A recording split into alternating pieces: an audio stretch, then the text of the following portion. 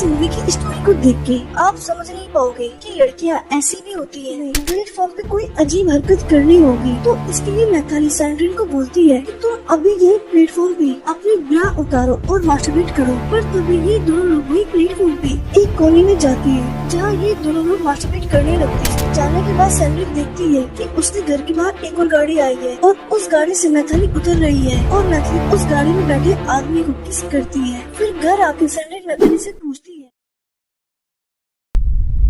इस मूवी की स्टोरी को देख के आप समझ नहीं पाओगे कि लड़कियां ऐसी भी होती हैं। मूवी की स्टार्टिंग में हम एक बार को देखते हैं जहां एक सैंड्रिन नाम की लड़की काम कर रही होती है और उसी बार में एक मैथाली नाम की लड़की डांस कर रही होती है जिसे वहाँ खड़ी ऑडियंस बड़ी गौर से देख रही होती है और सैंड्रिन भी ये सब कुछ बड़े ध्यान से देख रही होती है क्योंकि मैथाली उस फिल्म में न्यू डांस करती है। वो सोचती है कि इसके अंदर इतना कॉन्फिडेंस कहाँ से आता है कि इतने लोगों के सामने न्यू डांस कर लेती है। फिर तभी हम लोग देखते हैं कि मैथाली का न्यू डांस देखकर कुछ कस्टमर्स एक्साइटेड हो जाते हैं और उसे छूने की कोशिश करती है जिस वजह से वहाँ बॉडीगार्ड्स आ जाते हैं और उन कस्टमर्स को उठा के बाहर फेंक देते हैं। फिर तभी सैंड्रिन की रिसिप्ट खत्म हो जाती है जिसके बाद हम लोग देखते हैं कि क्लब ओनर सैंड्रिन से जबरदस्ती प्रोस्टिट्यूट का काम करवाते हैं। पर इस बार मैथाली वहाँ आ जाती है और वो सैंड्रिन को ऐसा करने से रोकती है और इस बात से क्लब ओनर नाराज होकर उन दोनों को काम से निकाल देता है। फिर वही रोड पर मैथाली सैंड्रिन से पूछती है क्या अब तुम घर जा रही हो? तो सैंड्रिन बोलती है कि मैंने अपने रूम का अभी तक 2 महीने का रेंट नहीं दिया है और अगर अब मैं बिना पैसों के घर गई तो लैंडलॉर्ड मुझे घर में नहीं घुसने देगा। जिस वजह से मैथाली सैंड्रिन को अपने घर ले जाती है। फिर वहाँ बैठकर ये दोनों लोग काफी देर तक तो बातें करते हैं। फिर सैंड्रिन मैथाली से पूछती है तुम्हें कैसा फील होता है जब तुम सबके सामने स्टेज पे परफॉर्मेंस देती हो, मतलब न्यू डांस करती हो? तो मैथाली बोलती है मैं उन सालों पर ध्यान नहीं देती और न ही किसी की तरफ देखती हूँ, मैं बस अपना काम करती हूँ। पर ये बात सुन के सैंड्रिन को हंसी आ जाती है जिसके बाद हमें दिखाया जाता है कि सैंड्रिन और मैथाली एक गेम खेल रही होती है जहाँ सैंड्रिन बेड पर लेटी होती है और मैथाली उसे अपने कपड़े उतारने को बोलती है। फिर मैथाली बोलती है कि अब तुम अपने आप को छूती रहो जब तक तुम्हें अच्छा और बहुत ज्यादा अच्छा फील ना हो। फिर हम इन दोनों को एक रेलवे स्टेशन पर देखते हैं जहाँ मैथाली सैंड्रिन से बोलती है अगर तुम अपने सारे समय भूलना चाहती हो और अपने अंदर कॉन्फिडेंस लाना चाहती हो तो सबसे पहले तुम्हें प्लेटफॉर्म पे कोई अजीब हरकत करनी होगी। तो इसके लिए मैथाली सैंड्रिन को बोलती है कि तुम अभी यही प्लेटफॉर्म पे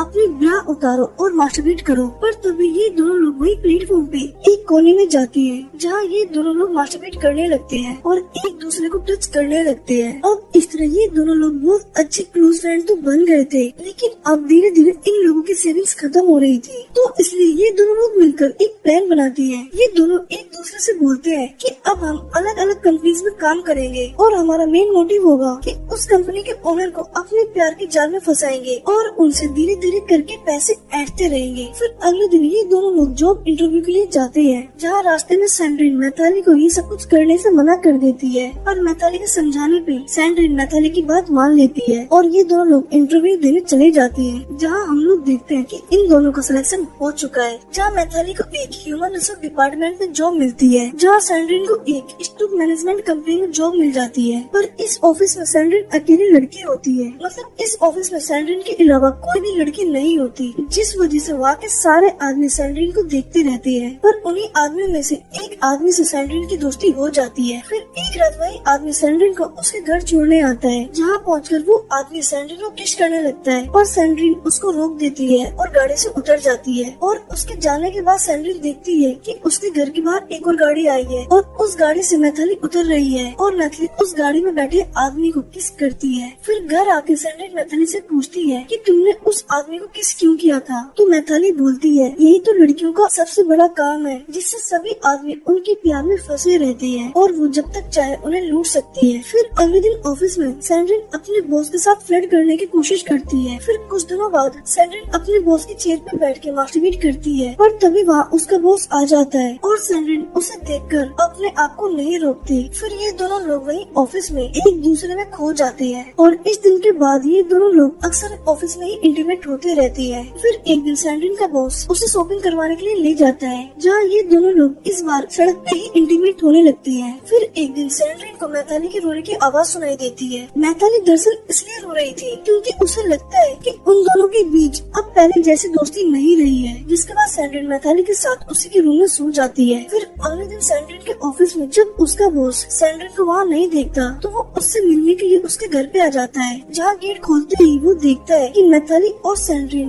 एक दूसरे में खोए हुए हैं और ये नजारा देखकर वो वहाँ से वापस चला जाता है। फिर नेक्स्ट डे सैंड्रिन का बॉस सैंड्रिन को बोलता है कि तुम चाहो तो मैथाली को भी मेरे ऑफिस में ज्वाइन करवा सकती हो। जिसके बाद हम लोग देखते हैं कि सैंड्रिन मैथाली को भी उसी ऑफिस में लगवा देती है और फिर ये तीनों लोग उसी ओनर के ऑफिस में जाके इंटीमेट हो जाते हैं। और जब ये तीनों लोग इंटीमेट हो रहे थे तो वहाँ उस कंपनी के मालिक का बेटा क्रिस्टोस अपनी गर्लफ्रेंड के साथ आ जाता है और वो इन तीनों को एक दूसरे में खोया हुआ देख लेता है। जिसके बाद वो उन तीनों को अपने ऑफिस में बुलाता है और वहाँ आकर वो उनके बॉस को वहाँ से चले जाने को बोल देता है। फिर सैंड्रिन और मैथाली को एक डिनर के लिए ले जाता है और डिनर के बाद क्रिस्टोस भी उन दोनों के साथ इंटीमेट होता है। फिर घर आके मैथाली रोने लगती है तो वहाँ सैंड्रिन आती है। फिर मैथाली सैंड्रिन को बोलती है कि मुझे तुम्हारी वजह से इन सभी लोगों के साथ इंटीमेट होना पड़ता है। हमारा बस यही प्लान था कि हम लोग अपने अपने बॉस को फंसाएंगे और उनसे पैसे हटेंगे। और ये बोलकर वो वहाँ से चली जाती है। फिर अगले दिन जब सैंड्रिन अपने कैबिन में बैठी होती है तो उसे वहाँ एक कॉल आता है और ये देखकर वो बहुत खुश हो जाती है क्योंकि उसे लगता है कि ये कॉल मैथाली ने किया होगा। पर कॉल उठाने के बाद उसे पता चलता है कि ये कॉल क्रिस्टोस का है जिसने उसे अपने घर बुलाया है। और सैंड्रिन के घर पहुँचने के बाद क्रिस्टोस सैंड्रिन को अपनी गर्लफ्रेंड के साथ इंटीमेट होने को बोलता है, जहाँ ये तीनों लोग साथ में इंटीमेट होते हैं। पर वही पीछे से मैथाली आ जाती है, लेकिन क्रिस्टोस मैथाली को रोक देता है क्योंकि क्रिस्टोस मैथाली को बिल्कुल पसंद नहीं करता था और उसे धक्का देकर वहाँ से जाने को बोलता है। जिसके बाद हम लोग देखते हैं कि क्रिस्टोस सैंड्रिन से शादी कर लेता है और इस वजह से मैथाली अकेली रह जाती है। फिर शादी की उसी रात सैंड्रिन देखती है क्रिस्टोस भी एक लड़की के साथ इंटीमेट हो रहा है। पर तभी वहाँ क्रिस्टोस के नौकर आते हैं और क्रिस्टोस सैंड्रिन को